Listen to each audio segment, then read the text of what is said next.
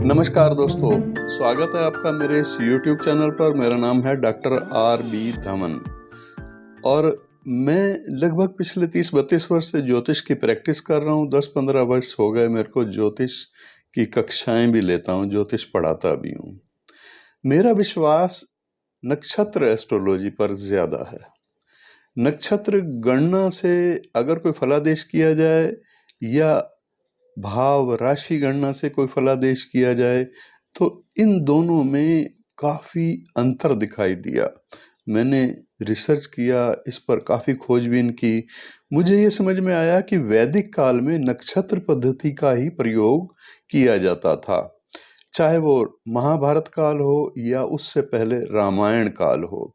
रामायण में चर्चा भी मिलती है महाराज दशरथ और उनके कुल गुरु वशिष्ठ के बीच में संवाद नक्षत्रों को लेकर के ही मिलता है। इसी तरह से कर्ण और श्री कृष्ण में भी नक्षत्रों को लेकर के ही बातचीत हो रही थी। ये महाभारत में भी वर्णन मिलता है, राशियों का वर्णन कहीं नहीं मिलता। इसीलिए यहाँ से समझ सकते हैं कि नक्षत्रों का कितना महत्व है। वैसे भी अगर आप गणना करें राशियों से या नक्षत्रों से तो नक्षत्र ज़्यादा सूक्ष्म होते हैं। तो सूक्ष्मता नक्षत्रों में ज़्यादा होने के कारण स्वाभाविक है कि फलादेश भी सूक्ष्म ही प्राप्त होगा। फलादेश में एक्यूरेसी ज़्यादा होती है।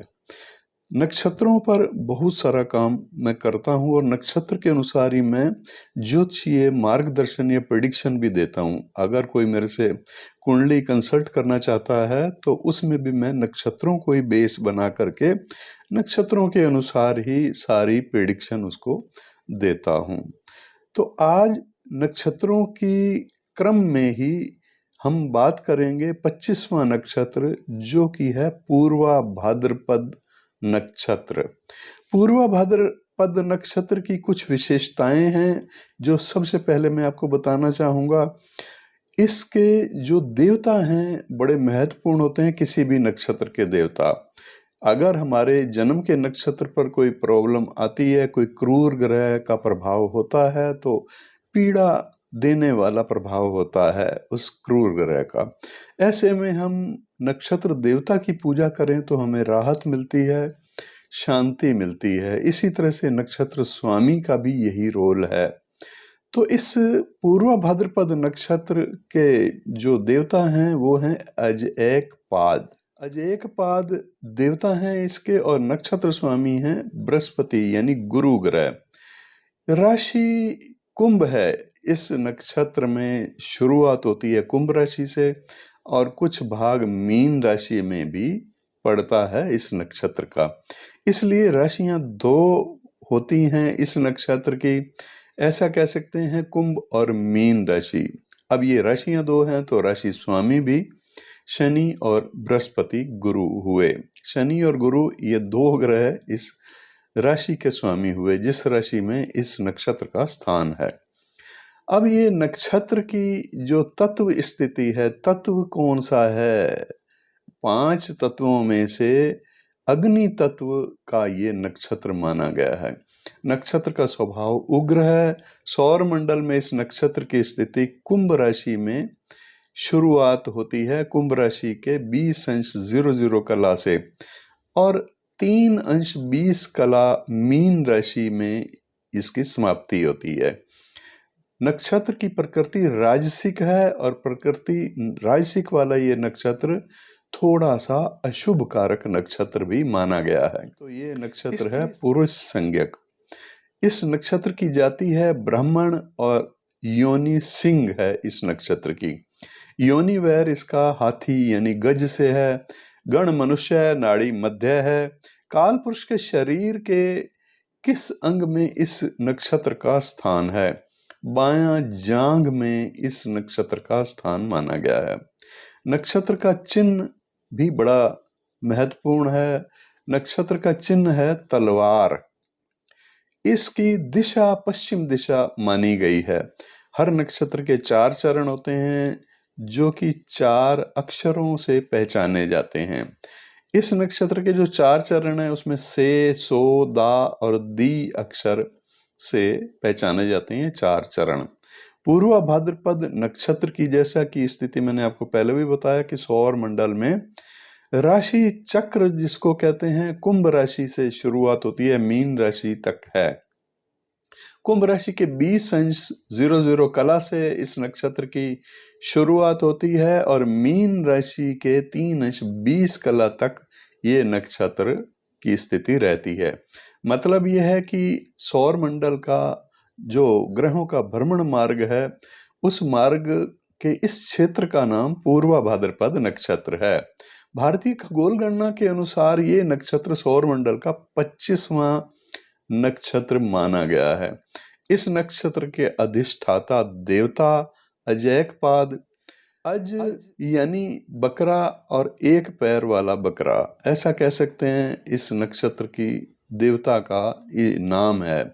ये जो देवता हैं वो शिव का ही एक रुद्र रूप हैं, जो पुराणों में वर्णित एक देवता हैं। और देवता अजैकपाद स्वामी बृहस्पति हैं। इस नक्षत्र के राशि कुंभ और मीन दोनों हैं और राशि स्वामी शनि और बृहस्पति हैं। खगोल शास्त्र के अनुसार, भारतीय मत के अनुसार ये 26वां नक्षत्र भी माना गया है, लेकिन 25वां नक्षत्र आप इसको कह सकते हैं। इसके बीच में अभिजीत नक्षत्र भी आता है, इसलिए कहीं कहीं इसको 26वां भी माना गया है। वास्तव में 25वां नक्षत्र 27 नक्षत्रों के क्रम में अगर गिने तो 25वां नक्षत्र है।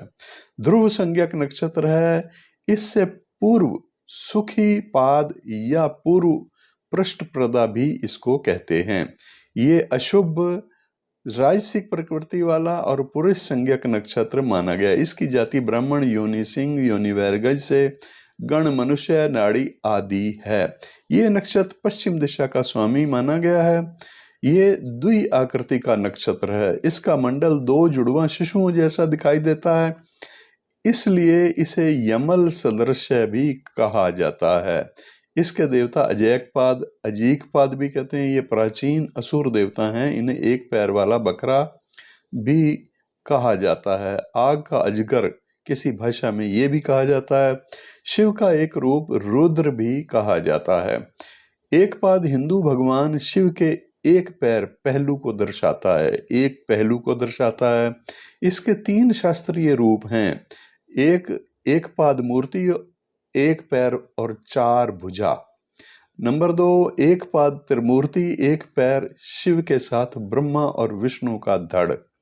तीसरा है एक पाद भैरव, शिव का अत्यंत भयंकर और रक्त बलिदानों वाला रूप है। पूर्वा भाद्रपद नक्षत्र में जन्म होने से जातक या जातिका मन से थोड़े से परेशान होते हैं। इस नक्षत्र वाले चतुर होते हैं लेकिन धनवान होते हैं, कृपण, विपरीत लिंग के वशीभूत होते हैं। ये लोग क्रूर ग्रहों का प्रभाव होने से ये बोलने में थोड़े से ढीठ प्रकृति, धूर्त भी कहे गए हैं, भीरू और निर्बल भी कभी कभी दिखाई देते हैं। ऐसे जातक की मनोवृत्ति अच्छी होती है, पर कभी कभी नीति के विरुद्ध ये कार्य कर बैठते हैं। कन्या होने से, अगर इस नक्षत्र में जन्म हो किसी कन्या का, तो मन से चलने वाली यानी चंचल प्रकृति वाली, परंतु इसे ईश्वर का भय होता है। पूर्वा भाद्रपद नक्षत्र वाले पुरुष जातक में एक शारीरिक विलक्षणता भी पाई जाती है। इसके पांव का जोड़ वाला भाग उभरा हुआ होता है। कद और डील डोल दोनों में मध्यम आकार का इसका शरीर होता है। पहले 3 चरण में जन्म लेने वाला जातक लंबा और पतला होता है और चौड़े गाल, लाल होंठ होते हैं इसके। ये जातक शांत स्वभाव वाला होता है, मगर इसमें अत्यंत क्रोध भी होता है। प्रचंड क्रोध कभी कभी दिखाई देता है। इसके अति सिद्धांतवादी होने के कारण से इसे मानसिक उत्पीड़न का शिकार भी कभी कभी होना पड़ता है, क्योंकि ये छोटी छोटी बातों या समस्याओं को मन में बैठा लेता है। अच्छा भोजन पसंद करने वाला होता है, अति भक्षक, ज्यादा खाने वाला। पहनावे के मामले में इसकी कोई विशेष पसंद या पहचान नहीं होती। इसके विचार निष्पक्ष होते हैं, धर्मांध लेकिन नहीं होता ये। इस नक्षत्र का वर्णन अथर्ववेद, तैत्तिरीय संहिता, शतपथ ब्राह्मण में कुछ इस प्रकार से मिलता है। ये जातक सभी कलाओं का विशेषज्ञ, शत्रुओं को पराजित करने वाला, इंद्रियों पर नियंत्रण रखने वाला, पूर्वा भाद्रपद जीवन में आध्यात्मिक अभिलाषा और ऊंचा उठाने वाला स्वार्थपरता के प्रदेश से निकालने वाला परिवर्तनकारी नक्षत्र माना गया है। ये जातक योग्यता अपनी योग्यता का पूर्ण विश्वास दिलाने वाला होता है, साधन युक्त होता है, धन कमाने में सफल होता है, शक्तिवान और धनवान मित्र वाला भी होता है, खतरा मोल लेने वाला, परिस्थितियों का सामना करने वाला, ग्रहण करने योग्य होता है, अधिक सोने वाला होता है, व्यर्थ समय व्यतीत करने वाला कभी कभी देखने को मिलेगा, जितेंद्रिय होता है, शत्रुनाशक, मित व्ययी भी होता है। इस जातक की एड़ी जमीन से ऊपर रहती है।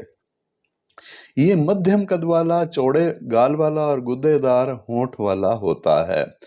आचार्य वराहमिहिर कहते हैं, पूर्वा भाद्रपद नक्षत्र वाले जातक हमेशा उद्विग्न, तनावग्रस्त रहते हैं, छोटी छोटी बातों पर चिढ़ भी जाते हैं। ये शांति की खोज में अक्सर घर से बाहर भटकते रहते हैं और बाहरी लोगों पर, विशेष करके स्त्रियों पर ज्यादा खर्च करते हैं अगर ये पुरुष जातक हैं तो। वैसे तो ये पुरुष जातक चतुर होते हैं, लेकिन स्त्रियां इन्हें मूर्ख भी बना करके ठगती भी हैं।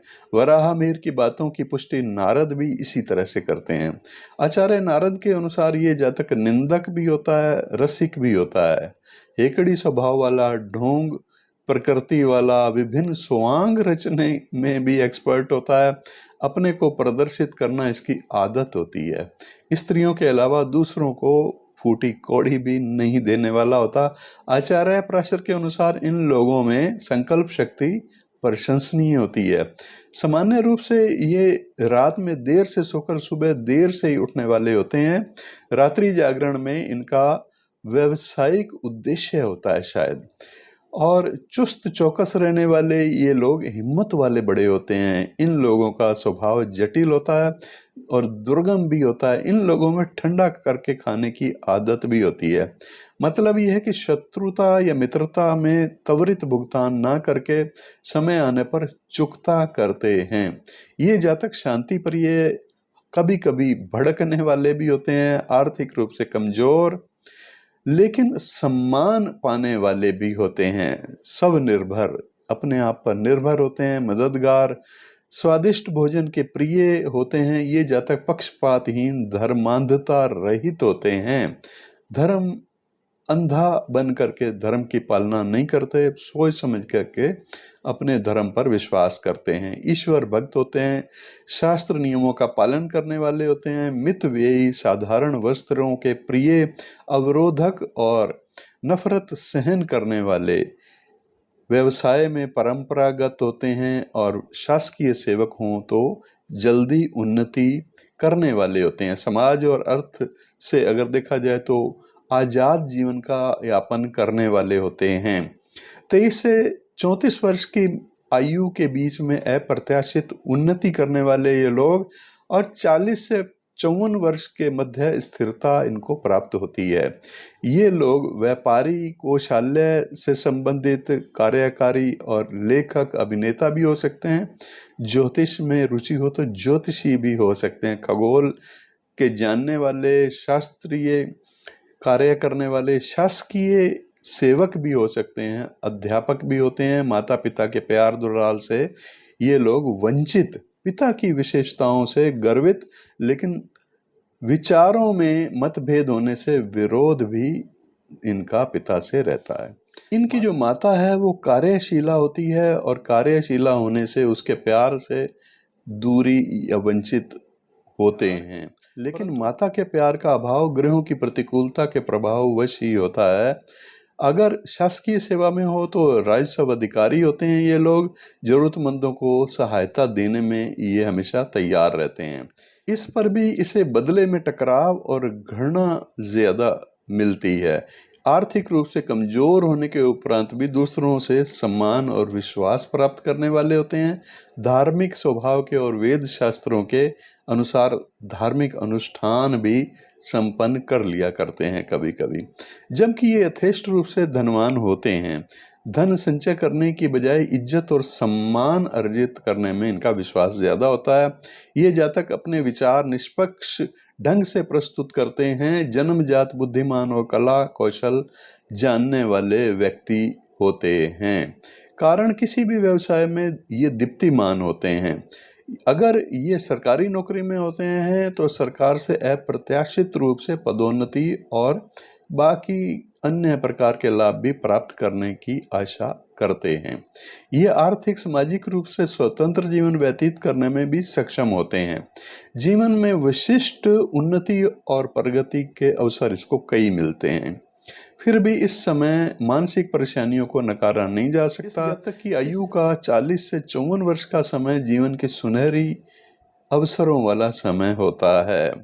वह पूर्णतः व्यवस्थित हो जाते हैं और अपने खर्चे पर नियंत्रण रखते हैं।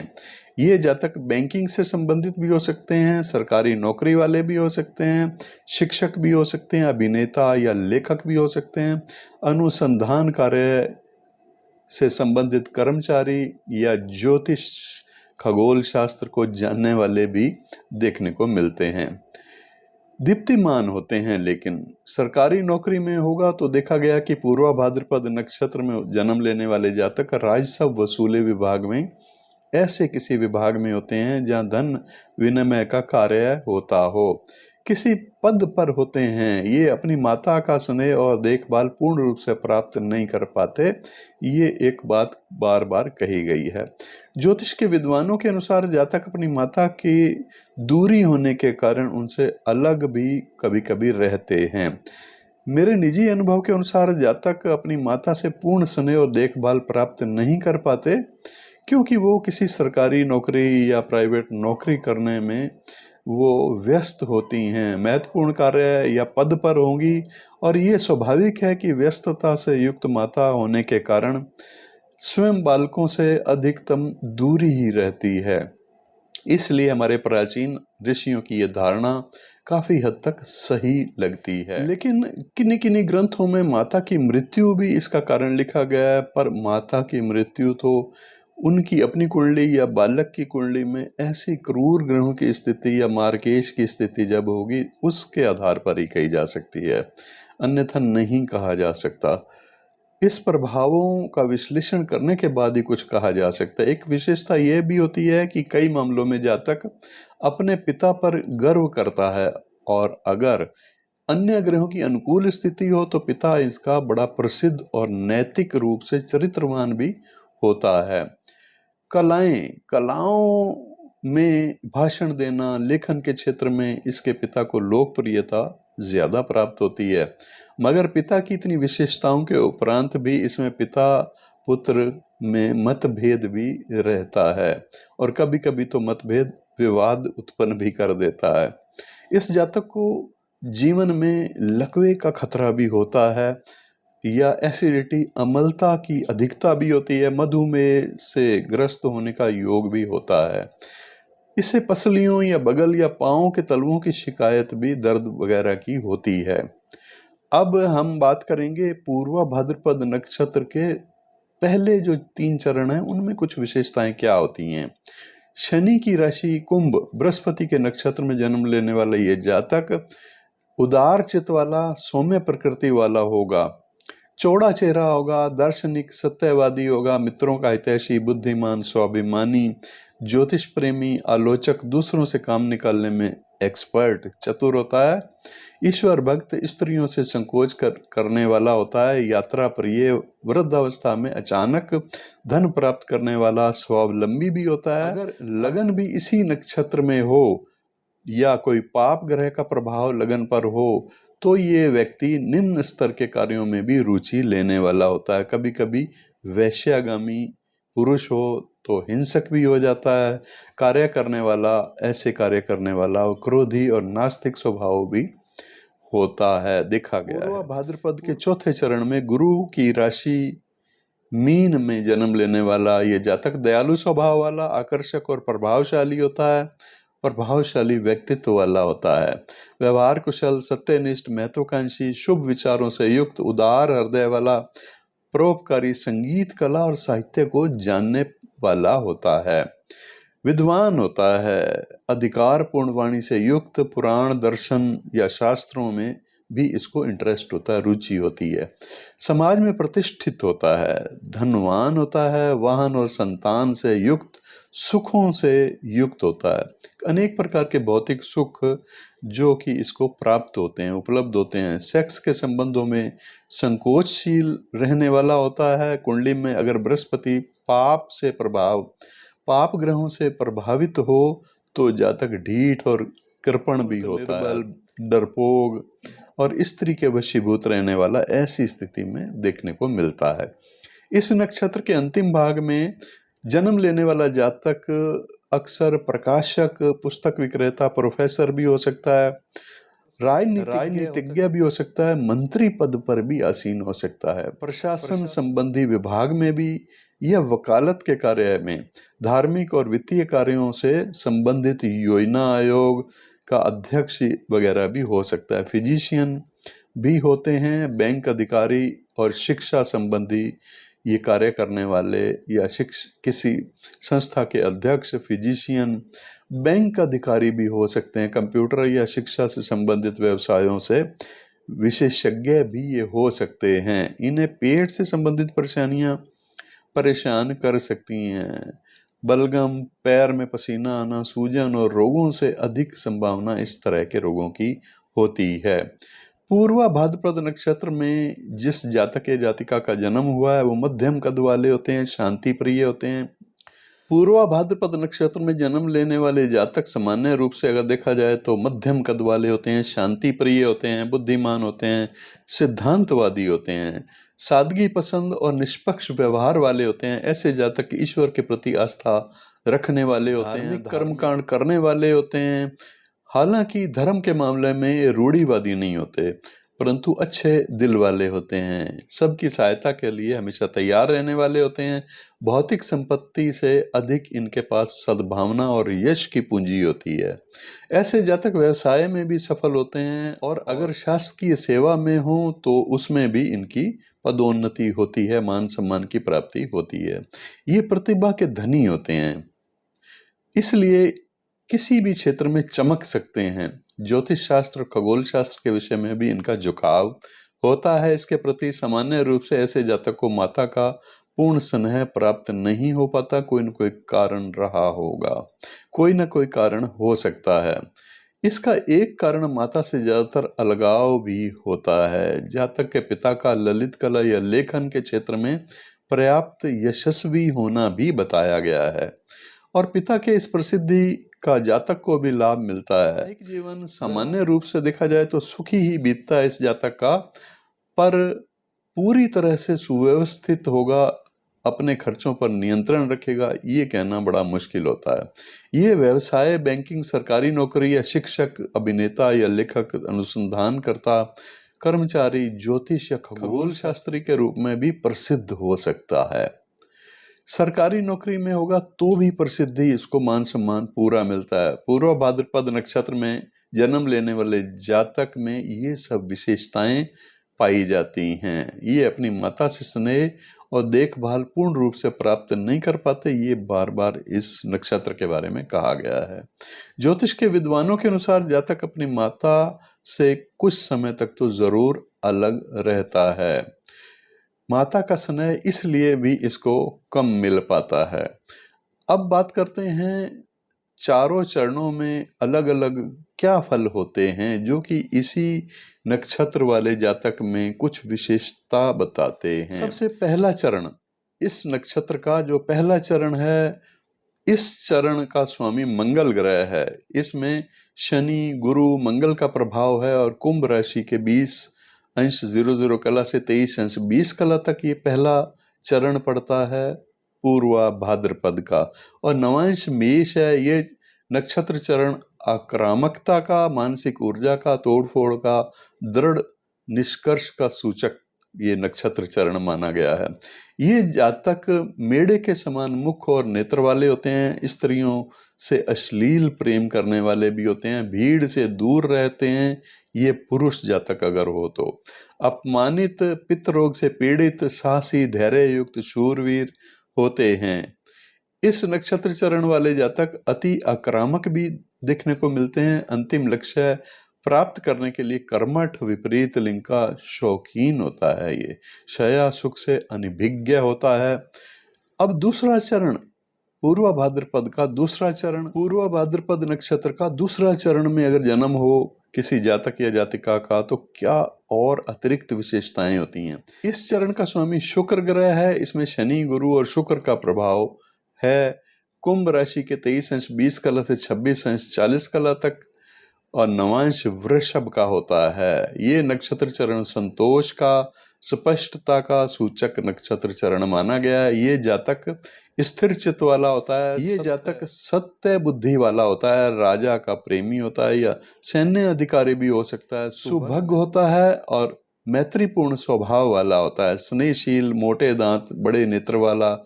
इस चरण में जन्म लेने वाला जातक रहस्यमयी होता है। कभी कभी तो काला जादू में रुचि रखने वाला होता है, पथ भ्रष्ट होता है। कभी कभी ऐसा भी देखने को मिलता है ये जातक रहस्यवादी तो काफी देखने को मिलते हैं। अच्छा ज्योतिषी भी हो सकता है और जादू में एक्सपर्ट भी हो सकता है। अब तीसरा चरण, इस नक्षत्र का जो तीसरा चरण है उसका स्वामी है बुध ग्रह। इसमें शनि, गुरु, बुध का प्रभाव ज्यादा है। कुंभ राशि में पड़ने के कारण कुंभ राशि के 26 अंश 40 कला से आरंभ होकर 30 अंश तक इस नक्षत्र की स्थिति और नवांश मिथुन का पड़ता है। ये नक्षत्र चरण संचार और जिज्ञासा का सूचक है। ये जातक श्याम वर्ण का हो सकता है, गेहूं रंग का हो सकता है, गोल मुख वाला, सुंदर, उत्कृष्ट और बुद्धिमान, स्त्री पुत्र से युक्त होता है, सुवक्ता, अच्छा बोलने वाला, प्रसिद्ध होता है, शक्तिशाली होता है शरीर से। इस चरण का जातक ज्ञानवान भी होता है, भौतिक स्तर पर कुशल, श्रेष्ठ लेखक और अच्छा संचारवान होता है।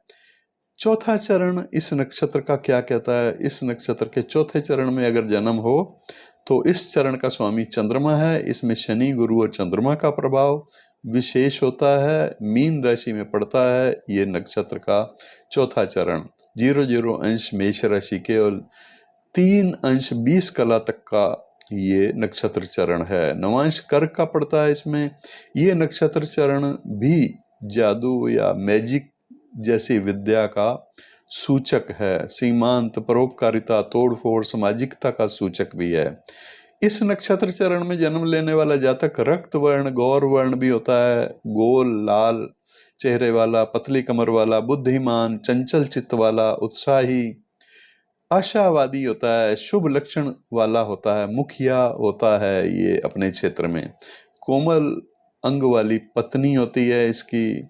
इस नक्षत्र चरण वाला जातक बाहरी वातावरण में संवेदनशील, परिस्थितियों के विपरीत रहने वाला और इसकी मानसिक ऊर्जा को नकारात्मकता के बजाय सकारात्मक मार्ग पर ले जाने की आवश्यकता होती है।